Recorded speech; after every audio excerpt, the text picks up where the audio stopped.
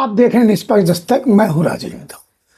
अटल बिहारी वाजपेयी देश के पूर्व प्रधानमंत्री, जिन्हें शासन सुशासन का स्तंभ कहा जाता है, उनके राज्य में देश की शासन व्यवस्था बहुत ही बेहतर थी। इसी क्रम में अटल जी की कल पुण्यतिथि पर लखनऊ में युवा महोत्सव हुआ, स्वास्थ्य मेला का आयोजन हुआ, काव्य संगोष्ठी हुई, जिसमें देश के प्रसिद्ध कवि कुमार विश्वास ने शिरकत की। स्वास्थ्य मेला में हजारों लोगों ने स्वास्थ्य लाभ लिया। अटल जी कहा करते थे, आज मानव और मानव के बीच जो भेद की दीवार खड़ी है, उसे हटाना होगा।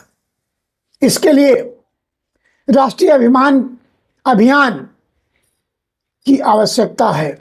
इंसान बनो, इंसान के काम आओ।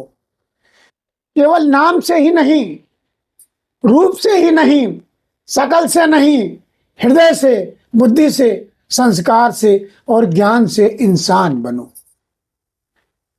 अटल जी, श्रद्धेय अटल जी, सुशासन, सार्वजनिक संसाधनों और संसाधनों को ईमानदारी और निष्पक्ष रूप से भ्रष्टाचार या सत्ता के दुरुपयोग के बिना प्रतिबंधित करने की एक प्रक्रिया रहे हैं।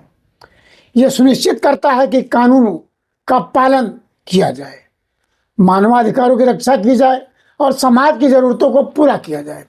इसका उद्देश्य नागरिकों को प्रभावी रूप से सेवा करने और शासन प्रक्रिया को जनता की भागीदारी को प्रोत्साहित करने के लिए सरकार की जिम्मेदारी के बारे में लोगों के बीच में जागरूकता बढ़ाना आवश्यक है। इसी क्रम में कल राजधानी लखनऊ, जो कि अटल जी का संसदीय क्षेत्र रहा है, अटल जी यहीं से निर्वाचित हुए और प्रधानमंत्री बने, जिस पर अटल जी बड़े स्वाभिमानी व्यक्ति थे।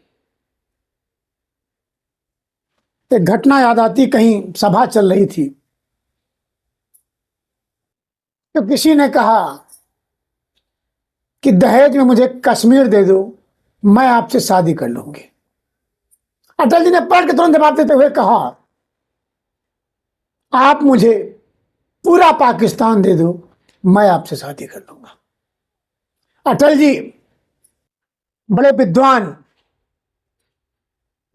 बहुत बड़े कवि, राष्ट्रहित के लिए जाने जाते हैं। अटल वो शख्स है जो सार्वजनिक मन से कह सकता है, और कहा भी, कि मेरी शादी नहीं हुई है लेकिन मैं कुंवारा नहीं हूं। बड़ी बात कही थी। आज कई कार्यक्रमों में देश के रक्षा मंत्री राजनाथ सिंह ने अटल जी की पुण्यतिथि पर कार्यक्रम आयोजित किए। आपको ले चलते हैं रक्षा मंत्री राजनाथ सिंह के पास कि राजनाथ सिंह अटल जी के बारे में क्या कहते हैं। मेरे बहनों भाइयों,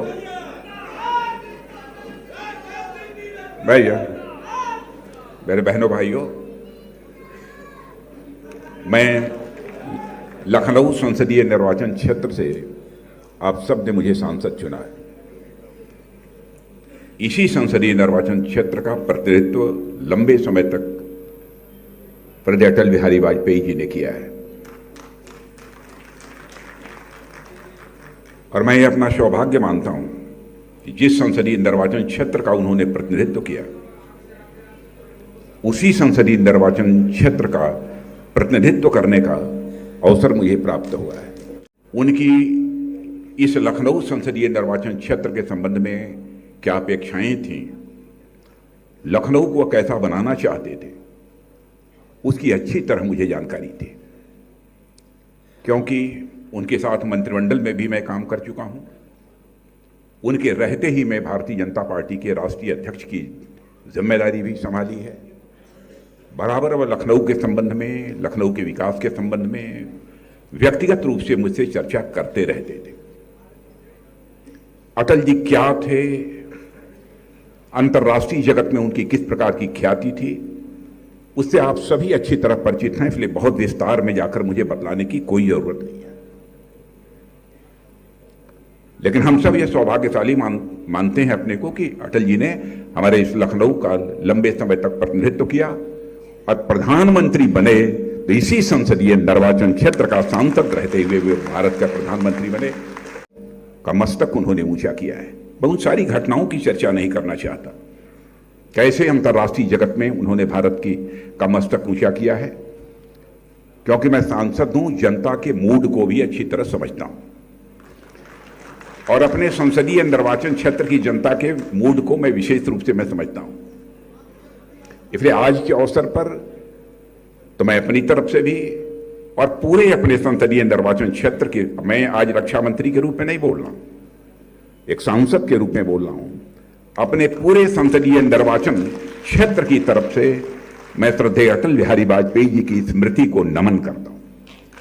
और आप लोगों से भी मैं अनुरोध करूंगा, एक मिनट तक खड़े होकर श्रद्धेय अटल बिहारी वाजपेयी जी का एक बार स्मरण कर उनके प्रति अपनी श्रद्धांजलि अर्पित करें। के जीवन से जुड़े हुए इतने सारे प्रसंग हैं, सारे प्रसंगों की यदि मैं चर्चा करूं तो एक लंबा समय लगेगा, लेकिन मैं यही कहना चाहूंगा उनका स्वभाव कितना विनोदी था। एक दो घटनाओं की चर्चा यहां पर मैं करना चाहूंगा। किसी ने एक समय यह कहा कि अटल जी आप बहुत अच्छा बोलते हैं, विलक्षण प्रतिभा के धनी हैं, लेकिन आपको जितना फर्म होना चाहिए, जितना दृढ़ होना चाहिए, उतने फर्म और उतने दृढ़ आप नहीं दिखाई देते। तो अटल जी ने मुस्कुराते हुए कहा था, क्या आपको यह मालूम नहीं है कि मैं अटल भी हूँ तो अटल के साथ साथ मैं बिहारी भी हूँ। ऐसा कहकर पूरे माहौल को ही हल्का कर देने का काम हमारे अटल बिहारी वाजपेयी जी ने किया। ऐसा उनका अद्भुत व्यक्तित्व था। एक बार पाकिस्तान गए थे, पाकिस्तान एक कार्यक्रम को संबोधित कर रहे थे, प्रेस के लोग मौजूद थे। उसमें एक प्रेस की महिला ने खड़े होकर यह कहा कि अटल जी आप बहुत अच्छे वक्ता हैं, एक शर्त पर मैं आपसे शादी करने के लिए तैयार हूं। गजब की वह भी महिला थी। शर्त हमारी यह है कि यदि आप हमको मुंह दिखाई में कश्मीर दे दो तो हम आपसे शादी करने को तैयार हैं। तो चटपट अटल बिहारी वाजपेयी जी ने जवाब देते हुए कहा कि हाँ, मैं भी आपसे शादी करने को तैयार हूँ, लेकिन दहेज में मुझे पूरा पाकिस्तान चाहिए। यह कहकर पूरे माहौल को हल्का करने का काम श्रद्धेय अटल बिहारी वाजपेयी जी ने किया। मुझे विशेष रूप से उनका मार्गदर्शन प्राप्त हुआ है और मैं जानता हूँ कि हिंदुस्तान के बहुत सारे नेताओं को उनका आशीर्वाद प्राप्त हुआ है और उनके मार्गदर्शन में ही उन्होंने एक अपनी शख्सियत भारत की राजनीति में बनाई है। मंत्रिमंडल में भी उनके साथ मुझे काम करने का अवसर मिला है और एक बार जिस समय एक वोट से सरकार भारत की संसद में उनकी गिर गई थी, उनके भाषण को हिंदुस्तान ही नहीं दुनिया के दूसरे देशों में रहने वाले जो हमारे भारतीय मूल के लोग थे उन्होंने सुना और मैं कह सकता हूँ वो अद्भुत भाषण था। भाषण को समाप्त करते हुए उन्होंने कहा था कि मैं अपनी सरकार को बचाने के लिए मैं किसी पार्टी को तोड़कर अपनी सरकार नहीं बचाना चाहूँगा, यह हमारा इकबाल कभी से स्वीकार नहीं करेगा। यह आदरणीय अटल बिहारी वाजपेयी जी ने कहा था। सरकारें आएंगी, सरकारें जाएंगी, पार्टियां बनेंगी, पार्टियां बिगड़ेंगी, मगर यह देश रहना चाहिए, इस देश का लोकतंत्र अमर रहना चाहिए। ऐसा विराट व्यक्तित्व श्रद्धेय अटल बिहारी वाजपेयी जी का। और लंबा भाषण यहाँ नहीं करना चाहता क्योंकि बहुत देर से बच्चे यहाँ पर खड़े हैं। मुझे बताया गया है कि लगभग 3-3.5 घंटे से सारे शिक्षण संस्थाओं के बच्चे यहाँ पर मौजूद हैं। मैं एक बार इन बच्चों को भी जहाँ पर बड़ा होने के नाते मैं अपना आशीर्वाद देता हूँ, वहीं पर इन बच्चों को तैयार करने में जिन प्राचार्यों ने, जिन शिक्षकों ने अपनी अहम भूमिका का निर्वाह किया है, उनका भी मैं एक बार अभिनंदन करना चाहता हूँ। इन्हीं शब्दों के साथ श्रद्धेय अटल बिहारी वाजपेयी जी के प्रति हृदय की गहराइयों से श्रद्धा की अभिव्यक्ति करते हुए मुख्यमंत्री जिन्होंने कि उत्तर प्रदेश को हिंदुस्तान के सभी राज्यों में सबसे आगे लाकर खड़ा करने में कामयाबी हासिल की है। ऐसे श्रीमान योगी आदित्यनाथ जी, उप मुख्यमंत्री श्री ब्रजेश जी पाठक, इस कार्यक्रम के आयोजक डॉक्टर महेंद्र सिंह जी, वहां की महापौर श्रीमती सुषमा खड़गवाल, अन्य सारे विधायक, सभी जनप्रतिनिधि, इस कार्यक्रम में उपस्थित सभी महानुभाव और सभी शिक्षण संस्थाओं के प्रबंधक, प्राचार्य, शिक्षकगण और मेरे प्रिय बच्चों, यह कार्यक्रम प्रस्तुत किया है। मुझे ऐसा लग रहा था कि 25 दिसंबर 1924 को भारत के राजनीतिक क्षितिज पर जिस सूर्य का उदय हुआ था, आज भी वह सूर्यास्त नहीं हुआ है, ऐसी अनुभूति मुझे हो रही है।